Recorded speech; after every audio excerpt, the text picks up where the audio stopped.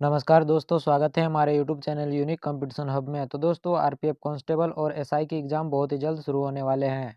उम्मीद करते हैं कि आपकी तैयारी बहुत ही ज़बरदस्त तरीके से चल रही होगी।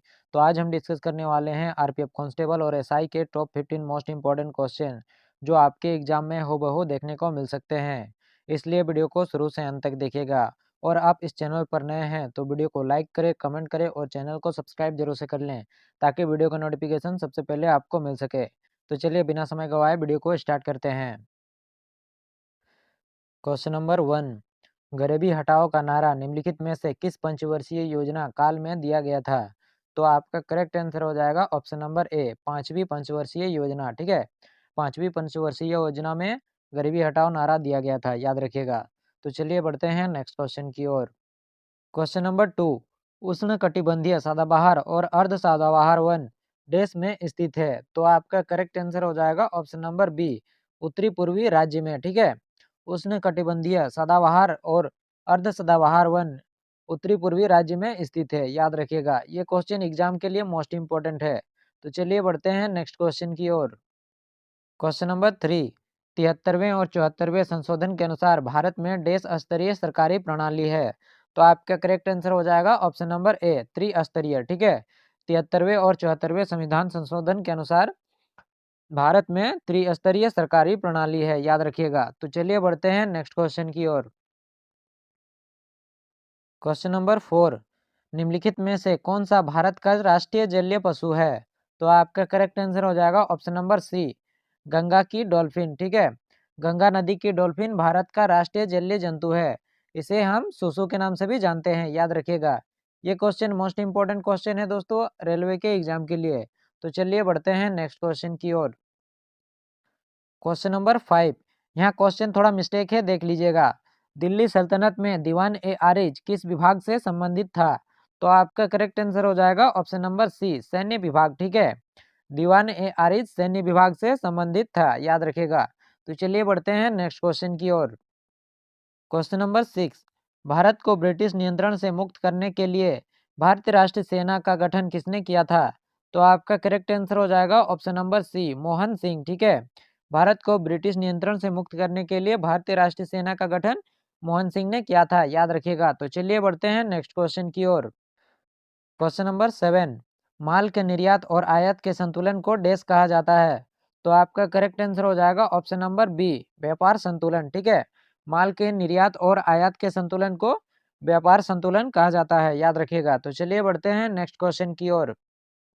क्वेश्चन नंबर 8, निम्नलिखित में से कौन ब्रह्मपुत्र नदी की सहायक नदी नहीं है? तो आपका करेक्ट आंसर हो जाएगा ऑप्शन नंबर सी, टोंस। ठीक है, टोंस नदी एक प्रमुख बारामासी हिमालयी नदी है जो उत्तराखंड के गढ़वाल संभाग से होकर बहती है और हिमालय प्रदेश को स्पर्श करते हुए जाती है, याद रखिएगा। ये क्वेश्चन मोस्ट इंपोर्टेंट क्वेश्चन है दोस्तों आने वाले रेलवे के एग्जाम के लिए। तो चलिए बढ़ते हैं नेक्स्ट क्वेश्चन की ओर। क्वेश्चन नंबर 9, निम्नलिखित में से किस सिंधु घाटी सभ्यता स्थल में विशाल स्नानगर की खोज की गई थी? तो आपका करेक्ट आंसर हो जाएगा ऑप्शन नंबर सी, मोहनजोदड़ो। ठीक है, ये क्वेश्चन एग्जाम में बहुत बार पूछा जा चुका है दोस्तों, याद रखिएगा। इसलिए ये मोस्ट इंपोर्टेंट क्वेश्चन है आने वाले रेलवे के एग्जाम के लिए। तो चलिए बढ़ते हैं नेक्स्ट क्वेश्चन की ओर। क्वेश्चन नंबर 10, निम्नलिखित में से कौन सा भारतीय रिजर्व बैंक द्वारा खुले बाजार संचालन में से एक है? तो आपका करेक्ट आंसर हो जाएगा ऑप्शन नंबर ए, खुले बाजार में सरकार द्वारा जारी बांड की खरीद और बिक्री। ठीक है, याद रखिएगा। ये क्वेश्चन भी मोस्ट इंपोर्टेंट है। तो चलिए बढ़ते हैं नेक्स्ट क्वेश्चन की ओर। क्वेश्चन नंबर 11, अगस्त 2023 में किस राज्य में एक जिला एक उत्पाद योजना लागू की? तो आपका करेक्ट आंसर हो जाएगा ऑप्शन नंबर ए, गुजरात। ठीक है, अगस्त 2023 में गुजरात राज्य में एक जिला एक उत्पाद योजना लागू किया गया था, याद रखिएगा। तो चलिए बढ़ते हैं नेक्स्ट क्वेश्चन की ओर। क्वेश्चन नंबर 12, निम्नलिखित में से हमारा देश कौन सा क्षेत्र जैव विविधता का तप्त स्थल कहलाता है? तो आपका करेक्ट आंसर हो जाएगा ऑप्शन नंबर बी, पश्चिमी घाट। ठीक है, पश्चिमी घाट जैव विविधता का तप्त स्थल कहा जाता है। ठीक है, याद रखिएगा। तो चलिए बढ़ते हैं नेक्स्ट क्वेश्चन की ओर। क्वेश्चन नंबर 13, भारत में राष्ट्रपति और राज्यपाल दोनों को उनके देश द्वारा सलाह दी जाती है? तो आपका करेक्ट आंसर हो जाएगा ऑप्शन नंबर डी, मंत्री परिषद। ठीक है, भारत में राष्ट्रपति और राज्यपाल दोनों को उनके मंत्री परिषद द्वारा सलाह दी जाती है, याद रखिएगा। ये क्वेश्चन मोस्ट इंपोर्टेंट क्वेश्चन है दोस्तों आने वाले रेलवे के एग्जाम के लिए। तो चलिए बढ़ते हैं नेक्स्ट क्वेश्चन की ओर। क्वेश्चन नंबर 14, निम्नलिखित में से किसने भारत की सियासतों को एकीकृत करने में निर्णायक भूमिका निभाई?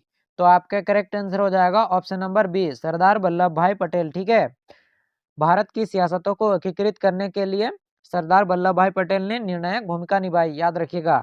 तो चलिए बढ़ते हैं नेक्स्ट क्वेश्चन की ओर। क्वेश्चन नंबर 15, निम्नलिखित में से कौन सी संस्था भारत में गैर संवैधानिक निकाय है?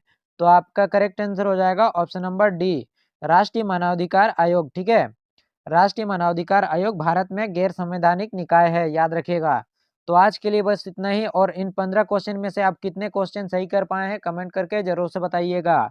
और आप इस चैनल पर नए हैं तो वीडियो को लाइक करें, कमेंट करें और चैनल को सब्सक्राइब जरूर से कर लें, ताकि वीडियो का नोटिफिकेशन सबसे पहले आपको मिल सके।